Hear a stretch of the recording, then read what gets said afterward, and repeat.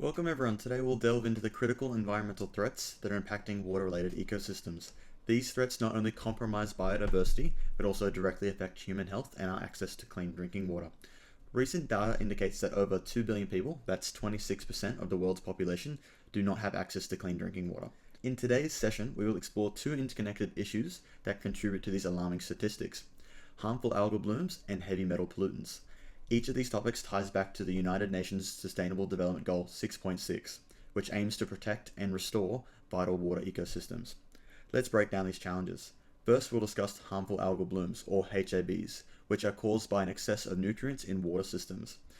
We'll also discuss heavy metals, bioaccumulates that pose significant health risks for all types of organisms.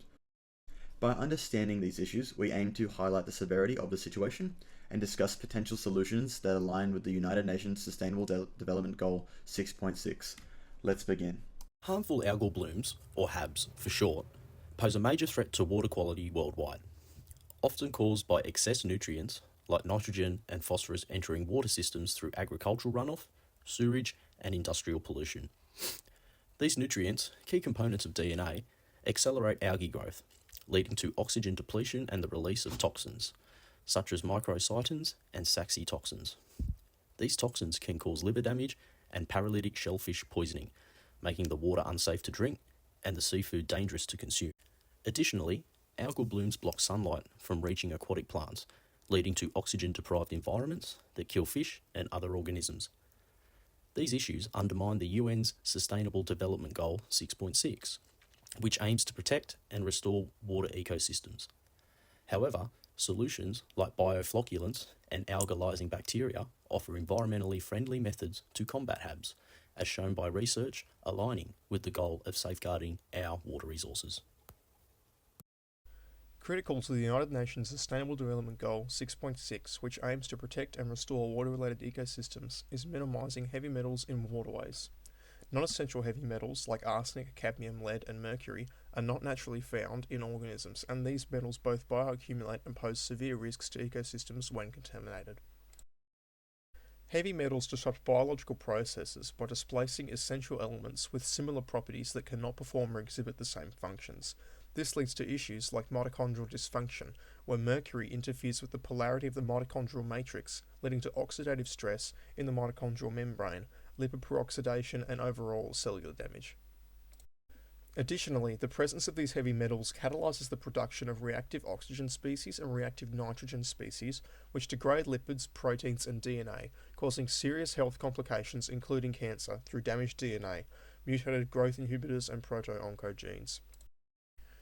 Moreover, these metals bioaccumulate in waterways through producers and consumers and add to the overall non-potability of waterways in many global communities, which is recognised and relevant to UN SDG 6.6.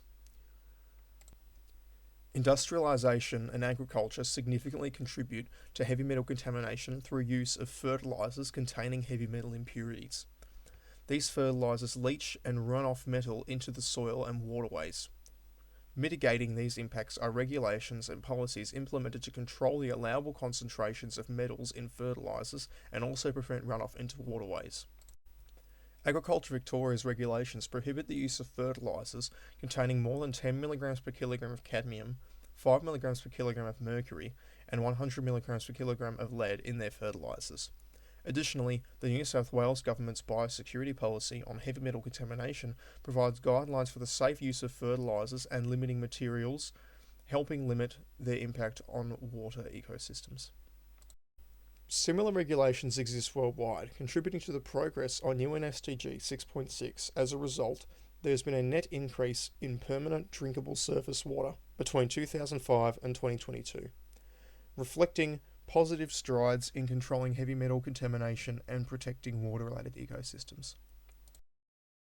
As we've seen, the health of global water systems is being significantly threatened by multiple factors, including harmful algal blooms and heavy metal accumulation.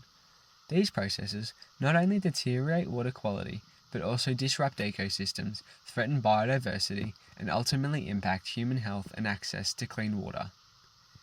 Algal blooms and heavy metal accumulation are processes that negatively affect the progress towards the United Nations Sustainable Development Goal 6.6 and all efforts to reverse these processes to allow water systems to benefit future generations.